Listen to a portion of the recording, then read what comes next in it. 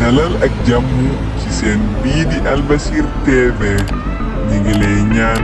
nga abonné ci seen bi te partage vidéo bi. benn laaj bu ma leen di laaj bi nag foo ngeen yëngal seen xel mooy dafa am ku wax ne wala boog dafa am koo xam ne dañoo sàcc ay nagam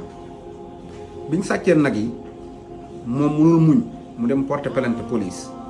police def effort am ba jàppal ko sàcc bi indil ko teg sàcc bi mu téye ko ñu dem ne ko diw mu ne waaw ñu ne ko sa sàcc ba nga ne woon daa sàcc sa nag yi jàpp nañ mu ñëw toog te fekk fu ne jooy na fa nag yi nag ne nag yi moom mënu koo muñ mooy àddunaam buñ ko joxul na wax ak kilifa diine yi na dem sax na dëkk bi te saaroo waaye man daal samay nag naa ci jot yàlla mi dara tóol jàpp police jàpp sàcc bi teg ko indi ko ne ko waa ji sa sàcc ngi nii mu ne waaw ñu ne sàcc bi ndax yow yaa sàcc nag yi sàcc bi ne man de tontu moom du ma tontu dara ñu ne borom nag yi yow ndax kii dañoo sàcc say nag mu ne non comme sàcc bi nee na du tontu man sax du ma tontu may laaj boo xam réellement waa ji dañoo sàcc ay nagam wala ndax daa bëggut a jot ci nag yi wala daal lan moo xew